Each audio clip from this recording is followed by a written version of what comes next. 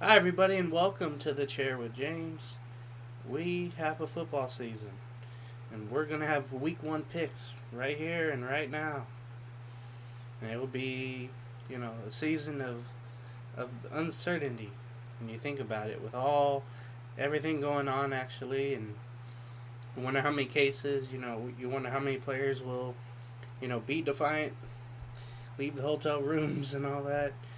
It'll be a whirlwind. Of course, there will be only two teams as of now, being with fans, with a limited amount of fans in Kansas City, as you saw Thursday, and tomorrow in Jacksonville as they host the Colts. Um, it's just going to be weird. There will be crowd noise, but as you've seen in basketball, in hockey, in baseball, there's been pumped in crowd noise and too much at a certain time. I personally, I would have loved to see and hear a quiet football game where you hear all the audibles. You hear all the play calls. You hear everything. And I know the experimentation of having mics on players, that's a long time ago thing, and it's everywhere now. They have mics on the field, they have mics in the air, mics everywhere. But sometimes you really can't hear it with crowd noise. And I think it would be interesting, but only if there was preseason games. I would have loved to see one game where it was just the game, the game, and no crowd noise. I would have loved to see it, but obviously that won't be the case, and that's fine. That's fine. So week one started with the world champion, and it pains me to say that, as you see behind me, the world champion Kansas City Chiefs. As they started the season against Houston, there was about 18,000, I think, in the crowd, maybe 20,000. Uh, Obviously, just want to mention there was no flag unveiling. Everybody stayed off the field when the anthem was um, played. Why even have the anthem? The two teams came together, locked arms, kneeled, got back up. Fans booed, fans cheered. It's Missouri, mixed bag of whomever is there, but um, it's a sight you're gonna see at every game. And then in Jacksonville, how people are there. You're gonna maybe hear some boos as well, and we'll be. Of course, that would be a top story. The game won't matter against the Colts and the Jags, but that will be the top story, I guarantee you. Unless it's a tremendous game, but I'm not. I'm not wondering about that with the Jags and the Colts starting off. But Thursday night, anyway, it was the Texans getting off to the 7-0 start. It was run by David Johnson. And then, just like the playoff game last year, I'm not going to bore you with stats, I'm not going to bore you with all that.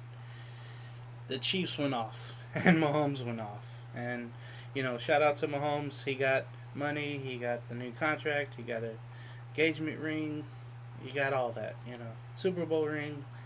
And it's obviously hasn't messed with his play and the Chiefs' play as they scored unanswered points. I think 24 unanswered, maybe more.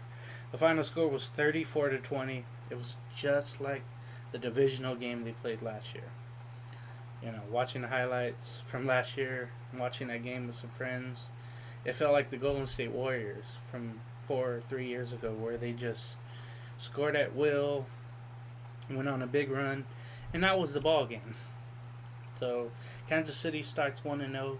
Houston 0-1 without DeAndre Hopkins, as they traded him to the Arizona Cardinals. And away we go with Sunday's action. Philadelphia at Washington. The Washington football team. And for the first time since 1937, there's no R word as the Washington football team. Granted, they were in Boston as the R words first. No nickname, whatever, fine. I do wish they would change their colors and names. They already changed, the team name, but the football team is just generic as heck. So I saw that and I was thinking, yeah, we really need a nickname. Philadelphia Eagles at Washington. That's as you if you've been watching this, which I guess many of you haven't. I've been saying Washington for years. I haven't used the R word in God knows how long in all these videos. I understood after a while, after being, um, I guess, ignoring it or not thinking it's anything bad or whatever. But finally, I think Daniel Snyder finally got the change, and he's going through a lot, and the organization is going through a lot. Alex Smith will be starting week 1. He's coming back from that horrific knee injury 2 years ago, and I want to see how he's able to run. When Hashkins is there, just in waiting, it's probably not going to matter. The defense for Washington is young, but it's good. The offense, though, really horrid. I'm going to give this one to Philadelphia pretty easy. Final would probably be, Washington probably get a late touchdown somewhere in the field goal. I know Washington 10 and Philadelphia probably 27. Philadelphia 27, Washington 10 in that rivalry game, one of 9 this week 1. Next game on the docket, Miami at New England. Now, this game used to be an easy win for the Patriots. It's not going to be this year unless Miami, self-destructs, I guess. But Tua will be starting. It'll be interesting seeing how he plays for the Dolphins. Cam Newton coming in for the Patriots and Tom Brady leaving. This will be the first game without Tom Brady at Foxborough, at Gillette. It'll be interesting to see how the Patriots do. You still have Edelman, you still have a running game, but the tight ends aren't really there. You still have a great offensive line that hopefully will keep Cam under center and he can make some plays happen. Maybe with his feet, it'll be a test for Cam and the Patriots as they move on without Brady. For Miami, they do have a great running game. They do have some good receivers. It's all on Tua. See what he can do. Usually week 1, it'll be a theme, of course, as we get to the Bengal game. But with rookie quarterbacks either having a great opening day or a horrible opening day, and we'll see what happens. But I'm leaning toward the Patriots, but the Dolphins could upset. But I think the Patriots will win probably by 6. It'll probably be, I don't know, 30. Somehow Miami will get a safety. I don't know. Something will happen. So I'll probably go 31, 26 Miami, or New England wins. 31-26. It'll be one of those odd scores, but the defense for New England just isn't there. There's 7 or 9 players that used to be there aren't there. Just they took the year off or went somewhere else. But I think New England gets a win over Miami here in week 1. The next game, Green Bay at Minnesota. Now this is important right away because these are the 2 favored in the NFC North. You have Aaron Rodgers coming in with all that baggage with his head coach and the organization. Is he going to be around? They drafted Jordan Love out of Utah State, and they traded up to get him. And there's that pressure that Brett Favre felt when Aaron Rodgers was drafted. It's funny how things work, and Aaron Rodgers is feeling it, of course. And he's probably going to feel the Minnesota defense. They lost a little, but they're still pretty solid defensively, is the Viking defense. The Packers still have the same weapons. They do not have Jimmy Graham. He went over to Chicago. That will be tough to determine this game. You have Kirk Cousins. He's trying to go a level up from the playoff win last year against in New Orleans, I should say. Without Diggs, you have Jefferson, the rookie, you have Thielen still, and Dalvin Cook is supposed to have a breakout year. This game I could see going close to overtime or winning field goal by Crosby or the Viking kicker. Man, and it would be tough without the fans. You know, you'll have the horn going off for Minnesota. Um, Aaron Jones is a great running back, of course, for Green Bay. They have a good tandem there, and the Vikings do as well. I guess by a field goal, maybe 33-30, I'll go with the Vikings. That'll be tough, but I'll go with the Vikings. Next game, as we mentioned, this game will have fans, a limited amount. It's always it's always limited in Jacksonville. It'll be Philip Rivers' first game with the Colts against the Jacksonville Jaguars, who basically cleaned house in the offseason and the off seasons before that, and trades during the season. If you remember Jalen Ramsey, he's gone. There's the defense that's gone. Minshew's there, but Fournette is gone. He went down to Tampa. It's amazing to see how a team goes from the championship game a few years ago to the absolute bottom. And I know they never played a game yet, but it certainly feels that way. They're one of the worst organizations in the NFL, along with Washington. So Jacksonville has a lot of grounding to gain, but they're going to lose pretty bad to the Colts. I feel like there's some weapons there for Philip Rivers to work with. Marlon Mack, a great running back. You have great tight ends, and T.Y. Hilton is still there. I know he's looking to break out. Again, I think the attention of the game will be more toward how the anthem begins and how the show of solidarity with the players begin. I think the Colts win probably 27-9. I think the Jaguars get 3 field goals with Lambeau, but that's about it. 27-9 Indy. And the other NFC North game between Chicago and Detroit up at Ford Field. Usually Matthew Stafford, he has tremendous opening days. And this is a Bears team that is, well, their defense pretty solid. They did lose some guys. You still have Khalil Mack there. Still have a great defensive line. You know they're going to be coming after Stafford.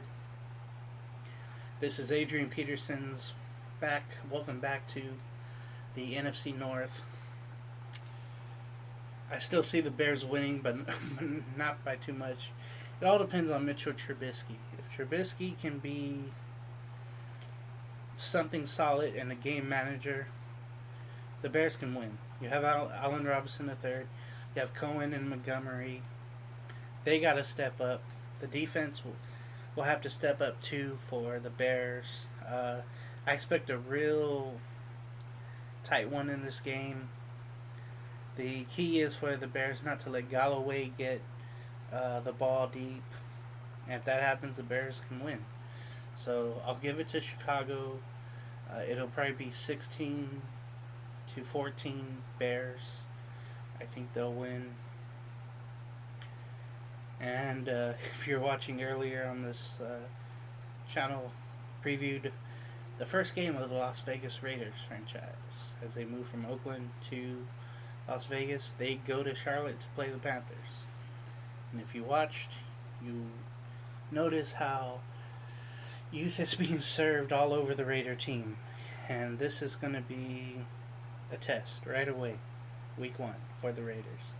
As they go up against McCaffrey, the best running back in pro football.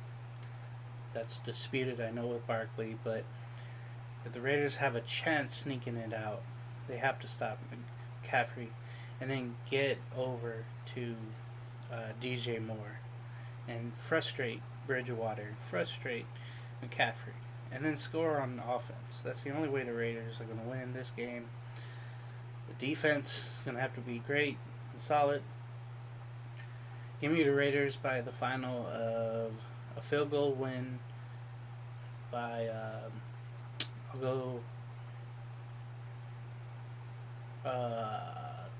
21-20. I think there's a missed field goal at the end of the game by Carolina, and the Raiders win.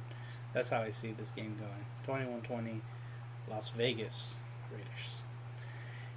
The Jets go to Buffalo. Now, Buffalo, coming off of a playoff year from last season, and they're hoping to build. Traded for Stephon Diggs. It'll be interesting to see how Josh Allen, if he's able to, stop running when he doesn't need to, and throw the ball when he has Diggs open. Still have a great running game. That'll be fun to see. Now, normally you would have Bills Mafia there, but that would be disheartening not to see. The Jets come up into the state of New York with Le'Veon Bell. You have Sam Darnold. You have Robbie Anderson off of a new contract. It'd be interesting to see how the offense does against a great Bills defense. I think it would be more of the same unless there's an opening day miracle for the Jets. I think the Bills will win this one pretty easy. I think the final will probably be 24-10. The Buffalo Bills, because nobody circles the wagons better than the Buffalo Bills. Next game at hand will be the Cleveland Browns and the Baltimore Ravens in Maryland.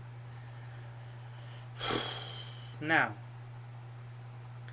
the Browns changed coaches again. This is a team of egos, offensively and defensively. This will be a test for them already. And I'm looking here at the stats, and I'm thinking to myself, there's got to be a way that the Cleveland Browns can win. There's got to be. I don't know what they could do together, because it seems like they're always apart. You have Landry, you have Odell, you have Baker Mayfield, who was terrible last year, honestly. You hope he has a rebounding year, better than his sophomore slump, more like his rookie year. And you hope he gets passes to Odell and Landry. Great tight ends. You have Nick Chubb and Kareem Hunt. Great running backs there. Defense with Myles Garrett. You're hoping he stays out of trouble and plays solid again. But they're up against Lamar Jackson and the Ravens, and you know what they did all last year. And it'll be like I mentioned to someone. I said, "Do you think teams have done their homework on Lamar Jackson and just gonna try to do what the Titans did to him, and let that be the example of how to beat the Ravens every time you play them, whoever plays them?" I don't know. This game will be tough for me to predict, but and Mark Andrews is there. He's pretty solid tight end. You have Mark Ingram. You have the receivers Brown, Fuller. This will be tough. I'll go with the Ravens to sneak by the Browns. Anything can happen on opening day. I think the Ravens will win. It will be a close game. I don't think it will be a blowout, unless there's just a total explosion by the Browns, where there's receivers being divas and Mayfield being diva. The running game's not going, so I'll go with the Ravens winning. Probably be 35-24, 27, right? 35-27, Baltimore. Next game, Seattle. Shout out Todd from the Grinds, going to Atlanta. Now this game will be very tough. I don't know what the Falcons are going to be again. Defensively, it seems like they've lost people and they're worse. And the Seahawks are going to take advantage of that. And I know the Falcons have the offense enough to keep up, but you're playing a Seattle defense that's really good. I mean, they might have lost people as well, but they're still pretty solid and better, of course, than the Falcon defense. So I expect the Seahawks to win in a shootout, let's say, because it's opening day. You know, a lot of stuff can happen. So I'll go Seahawks 38, Falcons 33. I'll go in a real shootout, but I know Seattle will win for sure. The Chargers don't start their new era yet with Justin Herbert. They have Tyrod Taylor starting. That'll probably change him after their bye week. They go face the Cincinnati Bengals and the debut of Joe Burrow. Whew. Now this one, I'm kind of intrigued about because, I did want to see Herbert against Burrow, but we won't have that. But that would be unfortunate. We won't see that unless there's a quarterback change or an injury or something, and Taylor's out and Herbert's in. But I know it's college. Burrow shined there at LSU. He had a great season, no doubt about it. But this is the NFL. Chargers have a tremendous defense. They're going to get after it. The Bengals, you have A.J. Green, probably looking to get traded out of there, trying to impress, and hopefully sinking with Burrow on passes. Tyler Boyd, you have some running backs there. Joe Mixon, he had a great year last season. I feel like in a gambling mood to pick the Bengals to surprise the Chargers. It'll definitely be a real close game. I'll say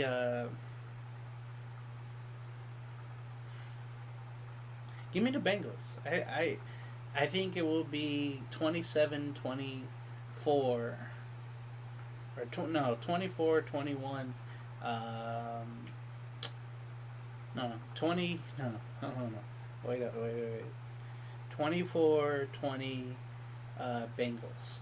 I think that Joe Burrow will get his first win, and everybody will be talking about it. Arizona, with Hopkins, new look receiver coming over, going to Santa Clara to face the San Francisco 49ers.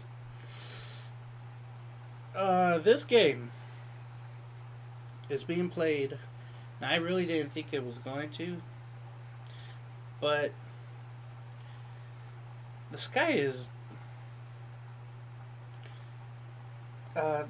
orange there, and I'm looking up. It's very difficult to think about because you don't want your players being their lungs being hurt in any facet. But as of now, they're going to play, and I'm interested to see what Kyle Murray will do against that great 49er defense and how Hopkins will do with this new team. Will he get upset if he doesn't get the ball? Is Fitzgerald going to have to go over and calm him down right away? Trading David Johnson, is that going to hurt the Cardinals? Will the 49er running game get going with Mostert getting his new contract and Coleman, his backup? They don't have Samuel, but they have a solid tight end, of course, with Kittle. I still think the Niners win, but I think like last year it will be close. Because last year they played a game, I think it was week 14 or 13 maybe. It was in Santa Clara. It was a real close game, but that was last year. This is this year. I think the Niners still win. There's some defensive touchdowns, I think, in there. I'm going to go 49ers 30 and the Cardinals 17. I don't think they'll get past the Niners at all. Now this game, Tampa Bay and New Orleans. Now, for me personally, I've always wanted to see a Brady Breeze Super Bowl. And this isn't a Super Bowl, but they play each other twice this year because Brady went down to New England, brought Gronk with him, and Breeze still has the Saints. Kamara got paid, so he's content. Hopefully, he plays better, better than he's been acting. You still have Michael Thomas, one of the best, probably the best receiver in the game. I know Julio Jones has something to say about that. You have Jared Cook, Emmanuel Sanders now. You have a pretty good defense, for better defense than the Bucks for sure on the Saints. Tom Brady, with Godwin, O.J. Howard, and Gronk, and then you have Ronald Jones. You have Fournette. The issue is they lost Mike Evans for who knows how long of a period of time. That's going to be very, very tough to deal with. And because of that reason, I think the Saints will win. It'll probably be a frustrating day for Tom Brady. Because with a new team, there's always something that goes wrong. It seems like you don't click right away. Unless, Gronk and him are on the same page from the New England days and somehow, they make something happen. But I think the Saints win this one pretty handily. I'll go Saints 30, 35, Bucks 27. I think that will be the case. The Sunday night game is Dallas going to LA or Inglewood. And the Rams are opening up SoFi Stadium. No fans. That'll be kind of a drag. Granted, it would have been all Cowboy fans. You know that. Or the majority, I should say. Just like that playoff game in LA a couple years ago at the Coliseum. Now, this game is interesting because it's the first game of Mike McCarthy's tenure as head coach and president of the Cowboys. Letting Jerry Jones letting him have a little power, but not too much that it upsets Jerry. You have Dak Prescott being franchise tagged. He's looking to show up real nice and real good in front of America for America's team, but not really. I don't think so. But you still have Elliott, you still have Gallup, you have CeeDee Lamb. You have a team there that's pretty good offensively. Defensively, there's some holes, but they're looking to fill it. I expect this to be a shootout game with the Rams throwing a lot because you have Cam Akers at running back, the rookie for the Rams, and I don't know how good he's going to do because being a rookie in NFL as a running back, it's either a good thing or a bad thing. You get beat up. I think the Cowboys will beat them up. And I'm going to go with the Cowboys winning. Jared Goff, he's going to have to be throwing a lot. And I think the blitzes will be coming for the Cowboys. I think that would be something to look at for the Sunday night game. Robert Woods and Cuff are just tremendous for the Rams in the slot. But Goff is probably going to have to get rid of the ball pretty quick. You have the Rams defense with Jalen Ramsey, Aaron Donald, but Aaron Donald's getting double teamed, and you know that. Cowboys have a pretty solid offensive line, and you know that's going to be the case as they face Aaron Donald. The defense probably isn't as good as it was with the Rams losing free agents and just change overall, pretty much. So I'll go with the Cowboys winning. It'll probably be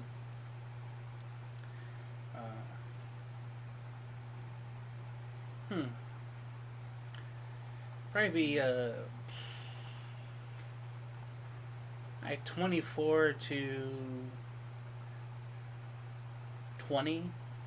I'll give the Rams 3 touchdowns and a field goal. I think either they'll play catch up or it'll be scoring throughout. That's what I think. There's 2 Monday night games, by the way, and it starts off with the Steelers going to the Giants. Steelers, Ben Roethlisberger still going. I thought he would retire, but he's playing, and it'd be interesting to see how he develops with their tight ends and Washington. You have James Conner back there. You have a good backup running back. The defense with Watt and Fitzpatrick are very solid, along with others. And then you get to the New York Giants in New Jersey playing this game. Their defense is literally the no-name defense to me. You have Saquon Barkley. It'll be interesting to see how he runs against the Steelers. I don't know if that's if that will work. I don't, but that would be interesting to see. Daniel Jones, how much pressure he'll get, how many picks he'll throw. That'll be the key for the game, how Daniel Jones plays. Because he's facing a Steeler defense that swarms everybody they play. And that'll be fun to watch if you're a Steeler fan. I think the Steelers easily win this game unless Barkley goes crazy and somehow able to find holes. The pressure's on the Giants' offensive line. They drafted a left tackle, number one, first round pick. So that'll be interesting to see how he's plugged in, and if he's ready to face that Steeler line. That'll be interesting to see. I think the Steelers easily win this game, and there won't be fans there to boo those Giants. But I think Steelers can easily win this. I'll probably go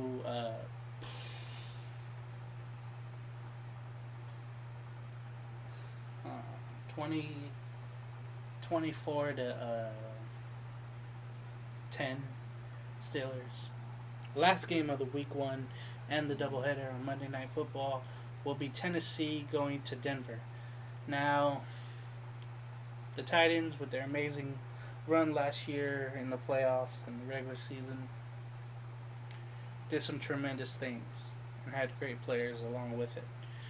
They have pretty good receiving core. They have Derrick Henry, who is just a robot. He's like Predator. He'll go through anything, run through anything. He's just amazing.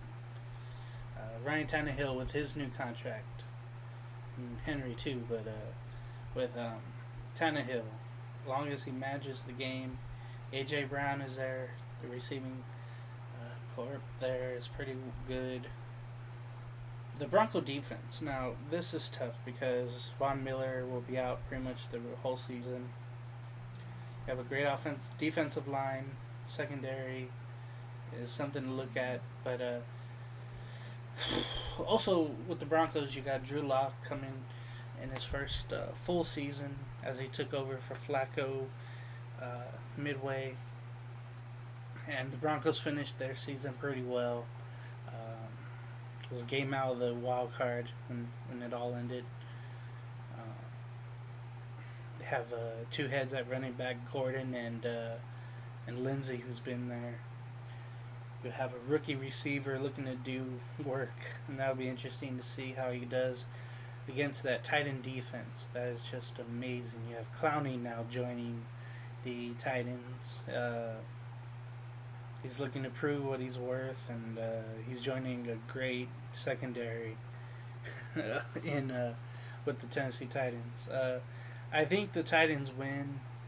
Hopefully it'll be a close game because people are wanting to watch something prime time, or I should say, prime time in certain areas, but late night as people are being are quarantined. Hopefully it'll be a good game, and hopefully the score will say that. But I remember opening nights are usually duds for Monday Night Football. I was happy about last year's Monday night, of course. I shouldn't say last year, but the years before. Last year's Monday night doubleheader was pretty good. Raider game in Oakland, and then Houston and New Orleans being a thriller as Houston lost by a field goal at the end. I'll probably go Tennessee 27, Broncos 20. I think Tennessee will win their first game. So that's been week one predictions and picks with some commentary, hopefully not too long. But yeah, that's how I see the games going here in week one. And I want to know what you all think, and just comment. Hopefully, everybody stay safe out there. Wear a mask and stay home. Enjoy the games wherever you can find them. And good luck with your team out there, and good luck with everybody. And shout out to the Grinds, Todd's Seahawks, and Matt's Cowboys, and Skull Tube's Vikings, and everybody else's team out there. Like I said, good luck, and we will see you next week with the week 2 picks, and we'll review week 1 as well. So take care, everybody, from the chair with James. Take care. Later.